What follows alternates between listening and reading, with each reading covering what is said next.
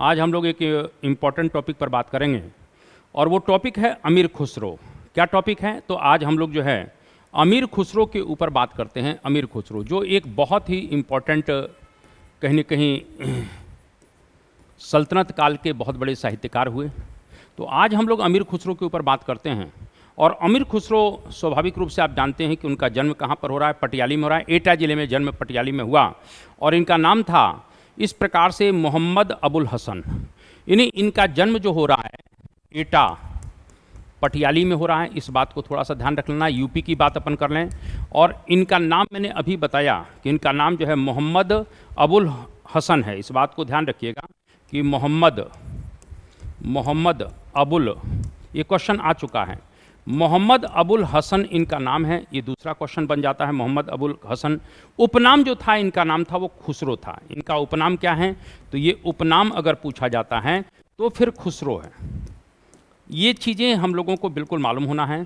इसके बाद अगर बात कर लेते हैं तो इनको कई उपाधियां भी इनकी हैं। अगर इन उपाधियों की बात कर लें कि इनकी उपाधियां, तो इस प्रकार से उपाधि की बात करें तो इन्हें भारत का तोता यानी तूतिए हिंद भी कहा जाता है। आपने कई बार सुना होगा, कहीं न कहीं मैंने बताया कि इन्हें तूतिए हिंद भी कहा जाता है। संगीतज्ञ होने के कारण अगर हम कहते हैं कि इनको नायक कहते हैं, तो नायक क्यों कहते हैं? संगीतज्ञ, यानी कहीं न कहीं एक बहुत बड़े संगीतज्ञ हुए थे, इसीलिए इन्हें नायक के नाम से भी जाना जाता है। इन्हें कवियों का राजकुमार भी कहते हैं क्योंकि ये कवि भी थे, तो इन्हें कवियों का राजकुमार भी कहते हैं। तुर्क अल्लाह भी इनके कहा जाता है। तो इन्हें कवियों का राजकुमार भी कहा जाता है। ये भी आपसे बिल्कुल पूछा जाएगा। इनके जो गुरु थे निजामुद्दीन औलिया, उन्होंने एक उपाधि दी है तुर्क अल्लाह। तो इनको तुर्क अल्लाह किसने उपाधि दी थी? तो निजामुद्दीन औलिया ने। तो इस तरह से ये क्वेश्चन आता है कि निजामुद्दीन औलिया ने इनको इस प्रकार से तुर्क अल्लाह की उपाधि दी है। ये भी आपसे बिल्कुल प्रश्न पूछा जाएगा। तो इस तरह से इन्हें बहुत से उपाधियों से भी जाना जाता है। अमीर खुसरो को हिंदू मुस्लिम संस्कृति का सबसे प्रमुख प्रतिनिधि भी कहा जाता है। अगर कहीं प्रश्न आ जाए तो ये ध्यान रखिएगा कि अमीर खुसरो को इस तरह से क्वेश्चन बन सकता है कि अमीर खुसरो को इस तरह से हिंदू मुस्लिम संस्कृति का, हिंदू मुस्लिम संस्कृति, तो इस तरह से आएगा कि हिंदू मुस्लिम संस्कृति का समन्वयकार किसे कहा जाता है या सबसे प्रमुख प्रतिनिधि किसे कहा जाता है? तो हिंदू मुस्लिम संस्कृति का सबसे प्रमुख प्रतिनिधि भी कहते हैं। क्या कहते हैं? सबसे प्रमुख प्रतिनिधि। ये भी आपसे बिल्कुल पूछा जा सकता है कि हिंदू मुस्लिम संस्कृति का सबसे प्रमुख प्रतिनिधि किसे कहा जाता है? तो अमीर खुसरो को कहा जाता है। ये भी आपसे पूछा जाएगा। आप जानते हैं कि इनकी जो मृत्यु हो रही है वो 1325 में हो रही है और निजामुद्दीन औलिया की मृत्यु की सूचना की खबर मिलते ही अगले दिन इन्होंने भी अपने प्राण त्याग दिए थे। तो इनकी अगर मृत्यु की बात अगर करते हैं, इनकी मृत्यु की बात करें तो इनकी मृत्यु जो हो रही है वो 1325 में हो रही है। और ध्यान रखिएगा, मैंने अभी कहा निजामुद्दीन औलिया जो इनके गुरु थे, तो निजामुद्दीन औलिया की मृत्यु की सूचना मिलते ही अगले दिन इन्होंने प्राण त्याग दिया। यानी अगले ही दिन इन्होंने क्या कर दिया? अगले दिन प्राण त्याग दिए। तो इस प्रकार से इनकी मृत्यु 1325 में हो रही है और इनको भी निजामुद्दीन औलिया के कहीं न कहीं जो कब्र बनी है उसी के अहाते में इनको दफनाया गया था। इस बात को ध्यान रख लेना। यानी कहीं न कहीं इस प्रकार से जो है इनकी मृत्यु होती, इनको दफनाया कहा जाता है उसी गयासपुर दिल्ली में। यानी निजामुद्दीन औलिया का ही जो कैंपस है जहाँ पर वो दफनाए गए थे, उसी के कुलना के प्रांगण में इनको भी दफनाया जाता है। ये भी प्रश्न आपसे बिल्कुल पूछा जाएगा। ठीक है सर। अब अपन थोड़ा सा और कुछ बातें कर लेते हैं। निजामुद्दीन औलिया का साहित्यिक जीवन शुरू कैसे होता है? तो सबसे पहले आप ध्यान रख लेना कि जो बलबन का लड़का है, ये आपको बताना चाहता हूँ, बलबन के लड़के शहजादा, या इस तरह से इसको थोड़ा सा और हम अपने हिसाब से देखने का प्रयास करें तो इस तरीके से हम बात करते हैं। अगर थोड़ा सा समझ लिया जाए,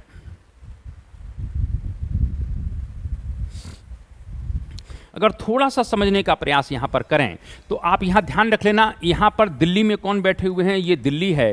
तो दिल्ली में इस तरह से यहाँ पर बलबन बैठा हुआ है। कौन बैठा है? बलबन बैठा हुआ है। और यहाँ पर उत्तर पश्चिम सीमा प्रांत में बलबन का जो लड़का है शहजादा मोहम्मद, कृष्ण आता है, शहजादा मोहम्मद, जो मंगोलों से लड़ते हुए मारा गया था। यानी शहजादा मोहम्मद मंगोलों से लड़ते हुए मारा गया। तो ये मंगोलों से लड़ते हुए मारा जाता है, यानी हम कह मारा गया। मेरा ये कहने का मतलब है कि अमीर खुसरो ने सर्वप्रथम अपना जो साहित्यिक जीवन शुरू किया था वो शहजादा मोहम्मद के दरबार से किया है, ये आपसे बिल्कुल पूछा जाएगा। यानी कहीं ना कहीं इस प्रकार से अगर प्रश्न आता है तो अमीर खुसरो ने अपना साहित्यिक जीवन शहजादा मोहम्मद के दरबार से शुरू किया। तो शहजादा मोहम्मद के दरबार से शुरू करता है, ये थोड़ा सा ध्यान रख लेना। मैंने भी कहा कि मंगोलों से लड़ते हुए मारा जाता है, और जब ये मारा जाता है तो अमीर खुसरो को प्रश्न कई बार पूछा गया है। अमीर खुसरो को इस तरह से हम कह सकते हैं कि मंगोलों द्वारा बंदी बना लिया जाता है। तो इस तरह से बंदी बना लिया जाता है, ये भी आपसे पूछा जाएगा कि इस तरह से इसको बंदी बना लिया गया। लेकिन बाद में इसको मुक्त कर दिया जाता है, और मुक्त करने के पश्चात ये भागकर फिर यहाँ से कहाँ आया, फिर बलबन के दरबार में आया। यानी इसके बाद ये बलबन के दरबार में आता है, इस बात को थोड़ा सा ध्यान रखना। इसके बाद ये कहाँ पर आता है, बलबन के दरबार में। अगर प्रश्न आता है कि अमीर खुसरो ने अपना साहित्यिक जीवन कहाँ से शुरू किया है, तो शहजादा मोहम्मद के दरबार से। लेकिन किस सुल्तान के यहाँ से शुरू किया, तो बलबन के दरबार से। ये ध्यान रखना, सुल्तान बलबन के दरबार से। इस प्रकार से जो है ये जो है कहीं ना कहीं प्रश्न बनेगा। तो इस तरह से प्रश्न आ सकता है कि अमीर खुसरो ने 8 सुल्तानों का शासनकाल देखा। 8 सुल्तानों का शासनकाल देखा है, इस बात को ध्यान रखना, शासनकाल देखा। अब जब इसने 8 सुल्तानों का शासनकाल देखा तो मैं ये कहना चाहता हूं कि जो ये अमीर खुसरो हैं, तो पहला सुल्तान कौन था, तो पहला सुल्तान जिसके दरबार में गए उसका नाम था बलबन। किसके दरबार में, बलबन। और अंतिम सुल्तान जो है, ध्यान रखना, अंतिम सुल्तान की बात करते हैं तो जीएसटी का मतलब क्या है, गयासुद्दीन तुगलक। किसके दरबार में, गयासुद्दीन तुगलक के दरबार में अंतिम रूप से ये रहे हैं, ये भी आपसे पूछा जाएगा, थोड़ा सा ध्यान रख लेना। अलाउद्दीन खिलजी के ये राज कवि थे। अगर कहीं प्रश्न आ जाता है तो ये जो अमीर खुसरो था ये अलाउद्दीन खिलजी का राजकवि है। तो ये अलाउद्दीन खिलजी का राजकवि है, ये भी थोड़ा सा ध्यान रख लेना। तो ये अलाउद्दीन खिलजी के राजकवि माने जाते हैं। तो ये अलाउद्दीन खिलजी का राजकवि रह चुका था, ये भी आपसे बिल्कुल प्रश्न पूछा जाता है। एक शब्द आता है जबान ए हिंदवी। ये क्वेश्चन कई बार पूछा गया है कि जबान ए हिंदवी, जिसे बाद में उर्दू या रेख्ता भी कहा जाता है, इस प्रकार से ध्यान रखना, इसकी रचना प्रस्तुत करने का श्रेय अमीर खुसरो को जाता है। तो जबान ए हिंदवी, जिसे बाद में उर्दू या रेख्ता भी कहा गया, इस प्रकार से अपनी रचनाओं में सर्वप्रथम अमीर खुसरो ने ही इसका प्रयोग किया है, ये भी आपसे पूछा जा सकता है। यानी जबान ए हिंदवी, प्रश्न आता है कि जबान ए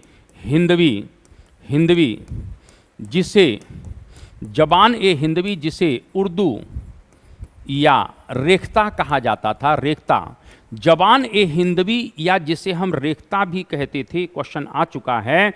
इस प्रकार से सर्वप्रथम अपनी रचना में प्रस्तुत करने का श्रेय अमीर खुसरो को जाता है। तो जबान ए हिंदवी या जिसे उर्दू या रेख्ता कहते हैं, इस भाषा का प्रयोग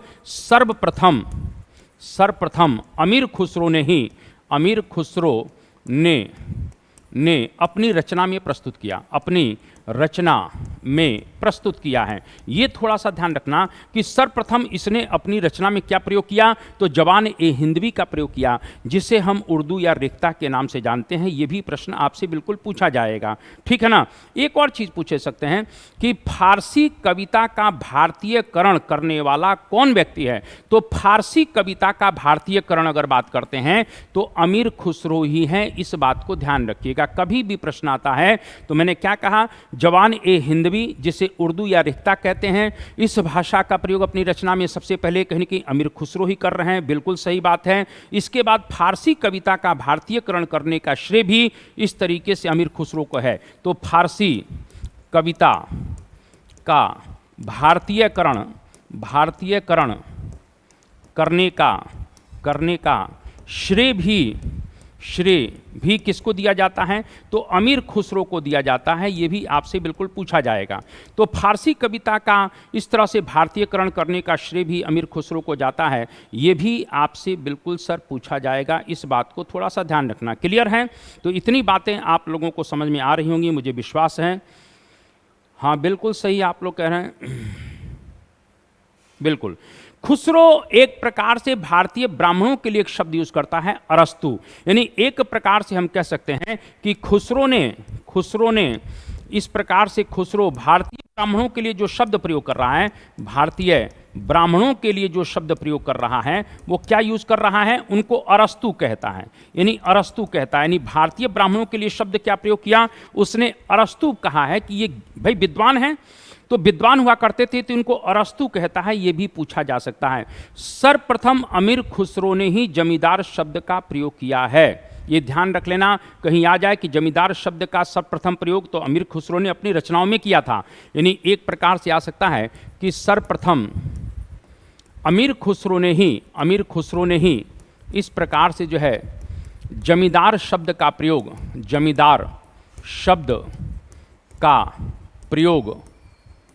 अपनी रचनाओं में किया है। ये भी थोड़ा सा ध्यान रखना, रचनाओं में किया।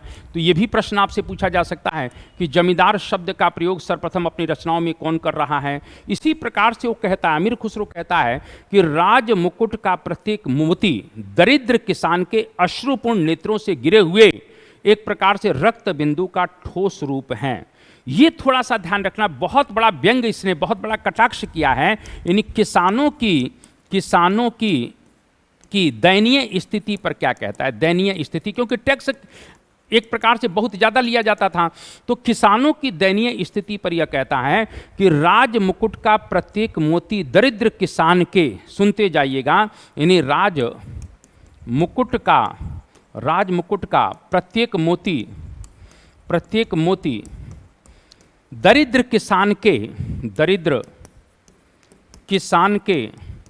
किसान के अश्रुपूर्ण नेत्रों, यानी एक प्रकार से उनके से टैक्स इतना ज़्यादा लिया जा रहा है कि वो एक प्रकार से दयनीय हालात में चले गए हैं। यानी अश्रुपूर्ण नेत्रों से गिरे हुए रक्त बिंदु का ठोस रूप है। यानी अश्रुपूर्ण नेत्रों से गिरे हुए यानी एक कितनी गजब की बात है भाव कि अश्रुपूर्ण नेत्रों से गिरे हुए बिंदु का ठोस रूप है, बिंदु का ठोस रूप है। इस तरह से वो कहता है कि कहीं ना कहीं इस तरीके से जो है सम्राट लोग हैं, सुल्तान लोग हैं, वो किस प्रकार से मतलब बेरहमी से टैक्सों की वसूली कर रहे हैं, ये भी आपसे पूछा जा सकता है। इस बात को थोड़ा सा ध्यान रख लेना। क्लियर है? इसके बाद और आगे बढ़ जाते हैं, तो थोड़ा सा क्वेश्चन हम लोग और लेकर चलें। बिल्कुल सही आपने कहा, सही बात है। इसके बाद हम लोग यहाँ पर थोड़ी सी बातों को लेकर चलते हैं। तो अमीर खुसरो की रचनाएं, यानी इसकी अमीर खुसरो की रचनाएं, तो ये अमीर खुसरो की रचनाओं के विषय में बताएं तो रचनाएं, तो अमीर खुसरो की कुछ प्रमुख रचनाएं हैं, वो आपसे बिल्कुल पूछा जाता है और इसमें से क्वेश्चन कुछ बनते हैं। जैसे किरान उस सादैन, ये क्वेश्चन पूछा जा सकता है। तो इस तरीके से जो है किरान उस सादैन, तो ये किरान उस सादैन की बात अगर कर लेते हैं, यहां पर क्वेश्चन आता है किरान उस सादैन का मतलब है दो सितारों का मिलन। दो सितारों का मिलन, ये आपसे पूछा जा सकता है कि दो सितारों का मिलन। अब ये किरान उस सादैन जो किताब है, ये अमीर खुसरो की कहीं ना कहीं पहली मनसबी है। ये ध्यान रख लेना। इस प्रकार से किरान उस सादैन ये अमीर खुसरो की पहली मनसबी, पहली रचना अपन कह सकते हैं, पहली मनसबी है। जो किसके आदेश पर इसने लिखा? तो कैकुबाद के आदेश पर लिखता है। किसके आदेश पर? कैकुबाद के आदेश पर इसने लिखा है, आदेश पर लिखा पहला। इसमें सबसे महत्वपूर्ण बात क्या है किरान उस सादैन में कि कैकुबाद और उसके पिता बुगरा खां जो बंगाल के सूबेदार थे, उनके मिलन की चर्चा है। मैं कई बार कहानी पढ़ा चुका हूं। तो इसमें कैकुबाद और बुगरा खां, बुगरा खां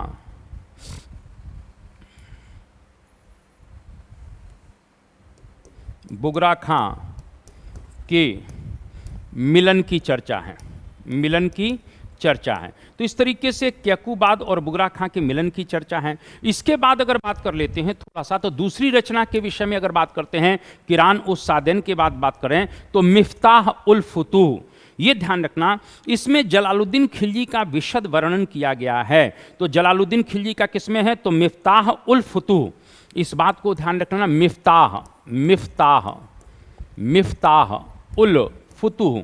तो ये मिफ्ताह उल फुतूह की बात करें तो इसमें किसकी बात की गई है, तो जलालुद्दीन खिलजी। तो जलालुद्दीन खिलजी का वर्णन किसमें है, तो जलालुद्दीन खिलजी का जो वर्णन है वो मिफ्ताह उल फुतूह में है। ये भी प्रश्न आपसे बिल्कुल पूछा जा सकता है। इसके बाद आता है खजाइनुल फुतूह, जिसे तारीख ए अलाई भी कहा जाता है। तो यहाँ पर तीसरी रचना क्या है, कहने की खजाइनुल फुतूह, जिसको क्या कहते हैं, तारीख ए अलाई, इसको तारीख ए अलाई भी कहा जाता है। तो कहीं ना कहीं खजाइनुल फुतूह या तारीख ए अलाई कह सकते हैं अमीर खुसरो की एक बहुत इंपॉर्टेंट रचना है, ये आपसे पूछा जा सकता है। तो इसमें क्या है, तो इसमें जो सबसे बड़ी बात है अलाउद्दीन खिलजी की उपलब्धियों, अलाउद्दीन खिलजी की उपलब्धियों की बात इसमें की गई है। अलाउद्दीन खिलजी के दक्षिण अभियान की चर्चा की गई है, यानी अलाउद्दीन खिलजी के दक्षिण अभियान की भी चर्चा इसमें की जा रही है, इस बात को थोड़ा सा ध्यान रखना। और स्वयं अलाउद्दीन खिलजी मलिक काफूर के साथ दक्षिण भारत गया हुआ है, इसीलिए वो दक्षिण के बाजारों का उल्लेख करता है। यानी इसमें वो बहता है कि अमीर खुसरो मलिक काफूर के साथ, मलिक काफूर चूंकि दक्षिण भारत का सेनापति बनकर गया था, तो मलिक काफूर के साथ दक्षिण अभियान पर गया, जिसकी चर्चा वो करता है और साथ में वो दक्षिण के बाजारों का उल्लेख भी करता है। यानी इसी किताब में वो क्या करता है कि कहीं न कहीं अमीर खुसरो दक्षिण के बाजारों का भी उल्लेख करता है, दक्षिण के बाजारों का उल्लेख करता है, ये भी आपसे पूछा जाएगा। तो दक्षिण के बाजारों का उल्लेख भी इसने किया है, ये भी आपसे पूछा जा सकता है। यहाँ पर एक क्वेश्चन और बन सकता है, यहाँ पर थोड़ा सा ध्यान रख लेना कि ये अमीर खुसरो जो है, अमीर खुसरो इस प्रकार से प्रश्न बनेगा। तो अलाउद्दीन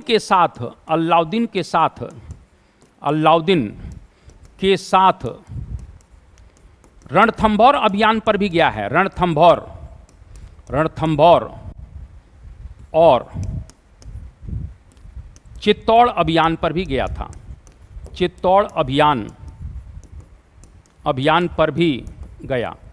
और कहीं ना कहीं इसने एक प्रकार से कह सकते हैं कि जौहर का आंखों देखा हाल बताता है कि किस तरह से रणथंभौर अभियान के दौरान एक प्रकार से जौहर हो रहा है। तो फारसी में जौहर का पहला साक्ष्य इसी किताब में मिलता है, क्योंकि हम जानते हैं कि इस तरह से रणथंभौर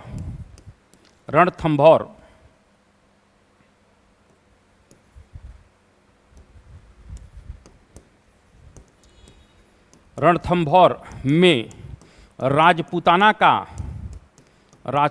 का पहला जौहर हुआ, पहला जौहर होता है, और जिसकी जानकारी कौन देगा, अमीर खुसरो देगा। तो इसी किताब में जो है अमीर खुसरो ने फारसी में जौहर का पहला साक्ष्य, तो जौहर का पहला साक्ष्य जो है फारसी में मिल रहा है, वो कहाँ मिल रहा है, इसी किताब में मिल रहा है। किसमें, खजाइन उल फुतूह में, जिसको तारीख ए अलाई कहा जाता है। इसके बाद आता है नूहे सिपेहर, जिसको कहीं न कहीं नौ आकाश भी कहा जाता है, नूह सिपेहर। तो इस तरह से नूह सिपेहर एक इसकी अलग रचना है, नूह सिपेहर। तो ये नूह सिपेहर की बात अगर करते हैं, ध्यान रख लेना, कहीं न कहीं नूह सिपेहर ये भी इसकी एक रचना है, नौ आकाश। इस थोड़ा सा ध्यान रखिएगा। नूह सिपेर में निजामुद्दीन औलिया की प्रशंसा की गई है।